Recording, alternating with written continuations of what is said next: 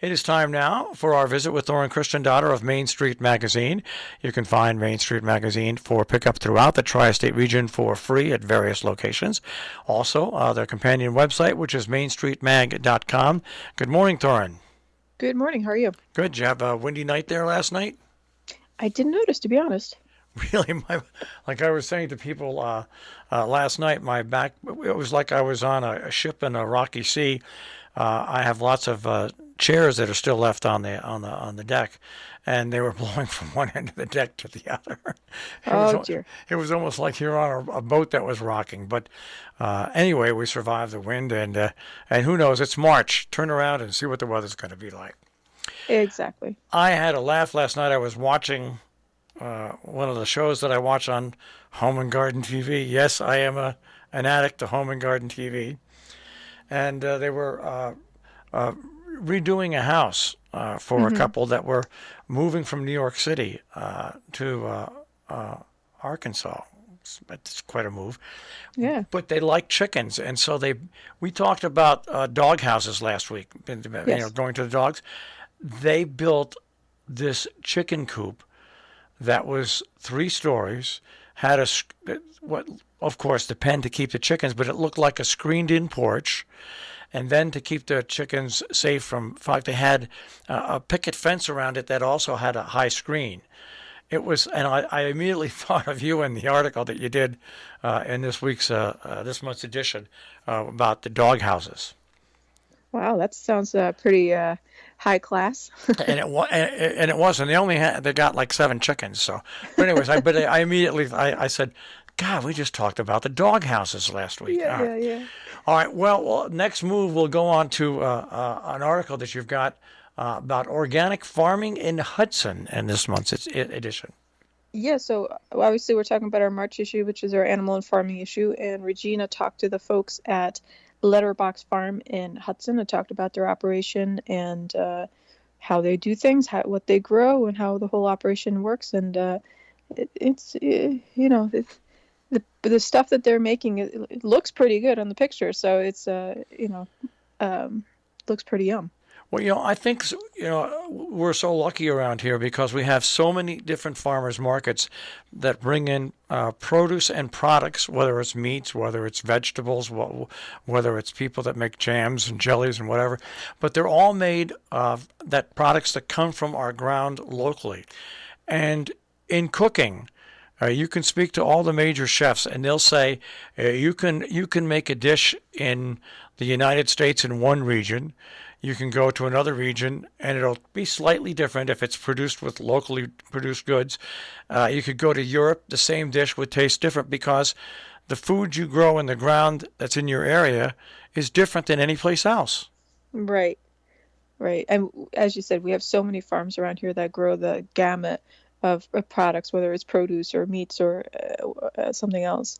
And I think we're so lucky that not only can we go to all these various farmers markets where a lot of these farms have booths and tables, but you can also subscribe to their, weekly or monthly, uh, services and pick up and pick and choose what you want in your box every time. So the CSA option. So it's wonderful to see how we have many options for eating healthy and organic and food that leaves such a small carbon trace because it's from here. And the farmers that you see at the various farmers markets, especially in the late spring, summer, and into the early fall, you can actually not have to wait for the farmers markets. You can actually go to their farms and Yeah. get it right off the farm, which you just can't get any better.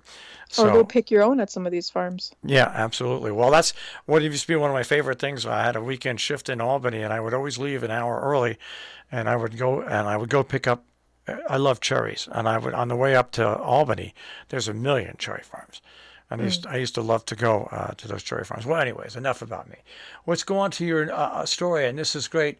You've got a story, Dutchess County SPCA's top 4 pets in need of a home. I'm sure since you initially published that, it's changed. Uh, we hope so for the pet's sakes, but since this was our animal farming issue, we often or every week we have online a pet in need, either from the Dutchess County SPCA or other organizations locally like the Little Guild, where we highlight an animal that's looking for a home. So we figure why not put it in print this month to raise awareness, and these four were the Dutchess County SPCA sent us our way, and but we hope, as you said, I hope they have found homes since we went to press. If not, if folks are looking, here are four amazing animals looking for a home. All my family members of the furry type, whether cats or dogs, have been rescued since day one. And the great thing about rescuing a dog is you're actually rescuing two dogs, or a cat, because when you rescue a dog, it now puts a place in that shelter for another Yeah. animal to come and be adopted. Right, right. I never thought of it that way. Yeah, so you're actually rescuing two dogs at once, and like I said, I just look around my house and I look at Johnson, who is coming upon 1 year of me Yeah. getting Johnson, and Bauer and Genghis and Emma, all my cats, and Georgia. We're one big happy family. They all have a forever home, so it's a great story, and it's a you know. I know there's nothing against stores that sell pets, but you know what?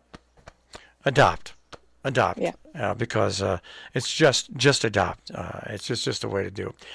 Let's move on this issue about animals. You've got a big story on Future Farmers of America, which really they're actually the agribusiness farmer, future agribusiness of America.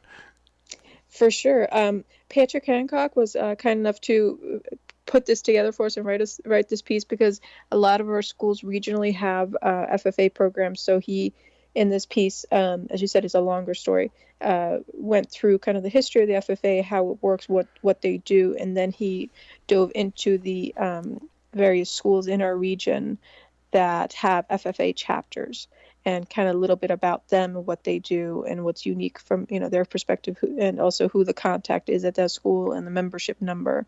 But I think the bigger story here is the importance of organizations like this and what they do for not just our students in the future, which they are, but for our communities and the impact of these types of organizations. And we do have in our immediate area, between Pine Plains and Housatonic Valley Regional High School, two of the Yes. premier FFA chapters. As a matter of fact, years and years ago, I was given an honorary membership of the Pine Plains FFA. Oh yeah. I mean, I'm talking years ago, but it was a great honor. I was very surprised by that.